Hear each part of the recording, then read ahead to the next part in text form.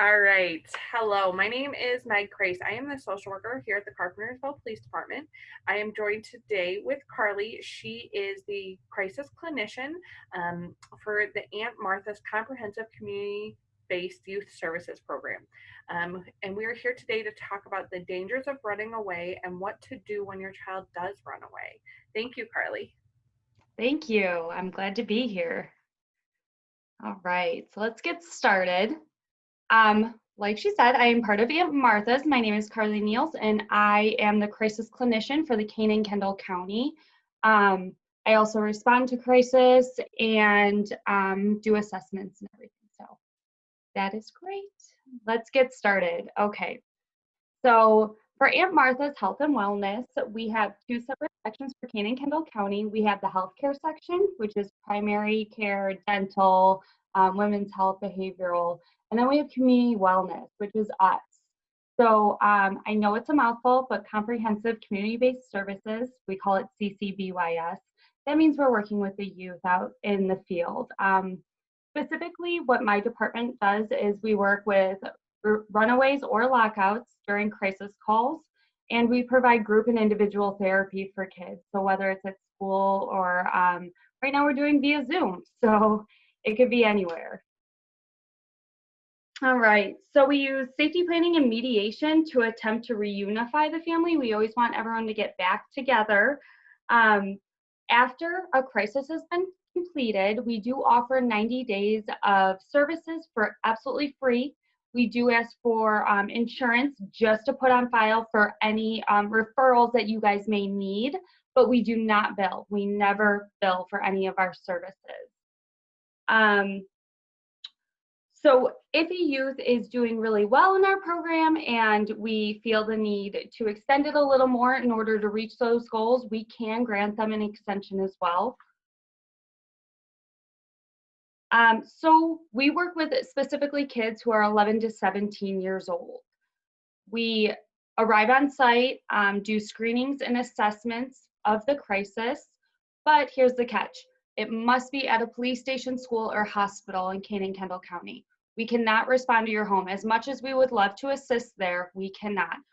We need you to be able to call the police and have you and the youth, or just the youth, one or the other, removed from the home to a police station or in their school so we can come and assess the situation. You can call anytime, day or night. There's always someone there to be available to answer your questions or concerns or direct you what to do next. Alrighty, here is the three kinds of, well, there's two mandated and one discretionary, and I'll explain what that means. So lockout and runaway and refusals are all mandated. That means we have to attend. We have to be there. The lockout is when a parent says that the youth is not welcome back home. So that means that we need to assist having them find a different home or a place to stay for the night. Runaway is when a youth would run away without the parent or guardian's permission, and a refusal is they got away, they eloped, they walked away, or refused to just go back home. So we would assist with those three. Unfortunately, you do have the ability to refuse services from us, but unfortunately during that time being, we need to make sure that the crisis is diffused before we walk away. You can refuse any services after. We encourage you not to, so we can follow up and continue to assist with anything that may come afterwards the crisis. But the discretionary means it's completely voluntary. So if you have a kid that's struggling with grades or bullying or truancy, possible anxiety, depression, maybe he can benefit or she can benefit from services from us, and they're at a low to, or a medium to high risk, we would then assist with weekly sessions and maybe groups in school. So discretionary has to be completely voluntary. The kids must want to do it. Unfortunately, as much as we would like for them to do things that they don't want to, they have to agree to this themselves. So when a crisis occurs, this is kind of a layout of how a crisis happens. So crisis happens and we get called. When we arrive, we talk to the youth about safety and what's going on, and we do a full assessment. From there, we talk to the parent or guardian about any concerns or anything that may have led up to this crisis that would help us with mediating the entire thing. And then the full on goal is to get the youth back home with their parents. All right, so we have 4 different outcomes for crises. Like I said before a few times, returning home is the main one. That's why it's first and foremost. We want them home. But there's also a family-generated placement, shelter, and then a hospital assessment. And I'll go into each one of those. So a family-generated placement is when a youth has left home or is locked out or is refusing to go home, but also parents, like, we need to find a place for them to stay.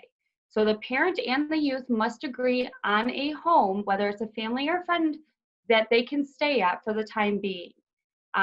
If the parents are not allowing any family-generated placement and also not allowing them back home, they would go into a shelter. If the youth is refusing to go into the shelter as well, or to go to a family-generated placement and refusing to go home, that would be the shelter option as well. During our assessment, if a youth reports that they have any urges to hurt themselves or anyone else, we would have to call SAS and take them to the hospital for a psych assessment, just to make sure that they are safe. Safety is our main priority. All right, so here are some risks when you're eloping. I know some may seem far-fetched, but some of the stories we've heard, it's actually really not. So when you run away, sometimes we meet people online or on these apps and we want to meet them, right? They might not be who they are. They might not do what they say they were going to do. They might ask you for sexual favors in order for food, clothes, shelter, just your basic things. You might get hungry, cold, sick, hurt. And if you're hurt, you might even need medical attention and you might not have a way to get there.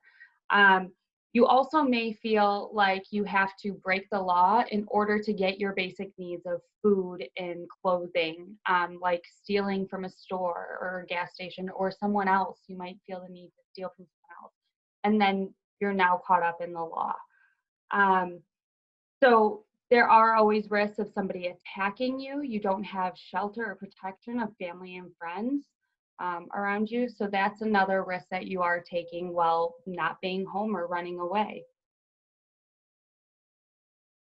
All right, so here's our crisis hotline. Parents, we do really encourage you to call 911 if your parent or if your youth does elope. So if they run away and it is not something that you agreed upon, we do encourage you to call 911 because the police then can look for them, and then from there, bring them back to the police station and then call Aunt Martha's, and we can assist with whether it's getting them back home in a shelter or a family-generated placement. All right, so on top of just responding to crises and getting them placed and helping with safety, we then go to schools and go out into the community to run groups and individual therapy. So we work with the social workers in schools and we help the kids reach their goals that they're making. We have a girls group, a social emotional group, and then we also have a group called SPARSE, which is for children who have experienced traumatizing events. So if there is a group that you might be interested in, that like you've experienced in somewhere else and it was beneficial to you, that offer, there can be requests from schools or police stations or anywhere else to run a specific kind of group, and we can make that curriculum work. All right, so when you do accept services from us, you have 90 days and we would meet once a week. We would have the kid identify goals because we want them to benefit from this. So they would make their own goals and we would assist on them meeting their goals. We would complete weekly sessions and then assess any needs as we go. If something changes and he or she may need different needs, we can then give them referral sources. And then our last slide. This is a little picture of a happy family. Our main goal is just to get open communication, coping skills, and a supportive environment. I know a lot of people have issues with expressing their feelings or getting it out appropriately, and that's something that we try to help parents and kids. So. Awesome. Thank you so much, Carly. That was great information. I appreciate it so much. We just have a couple of questions for you, though, before you go. Okay. Do the police have to start the services, or can a parent initiate? Good question. So the police can, the parents can, and even the kid can call the hotline. So if a youth is like, no, I really need some services, he or she can call, just saying either discretionary, like I said, completely voluntary, or saying like, this is kind of a crisis situation. So anybody can call. Perfect. What would you say is the greatest risk for children who run away? I would just say physical safety and the unknown. You don't know what's going to happen. You don't know who you're going to encounter, and you don't have shelter. Do parents have to wait 24 hours before reporting that their child has gone missing? No. Parents can always report right away. And if the youth comes up, then from there, we can then jump in and help with services. So report as soon as possible. Okay. And then finally, can parents force their child to participate in counseling? Unfortunately not, at least not with us. It has to be completely voluntary and they have to want to do it. I cannot proceed with anything if the youth is unwilling. All right. Well, thank you so much for your time. Thank you. I appreciate it. Thanks. Can we have the next slide? All right, so everybody watching, thank you so much for your time and watching our videos. I know things are a little different than we had originally planned, but I did want to keep up with, if you do want to win a prize, this week's challenge is to ask your child where their favorite place in Carpentersville is. Go there and take a picture. Email that picture to myself. Here's my email address. It's also listed on the website, on our YouTube channel, kind of everywhere. And a random winner will be selected to win a small prize out of those who send me the photo. So thank you so much for listening today. Thank you for participating. If you have any questions or concerns, please feel free to email myself. I can always get a hold of Carly or get you an answer at any point. If you have any ideas of different themes or different topics that you'd like to hear about, please send me an email, give me a call, let me know here at the station, and I would love to put something together. Thank you.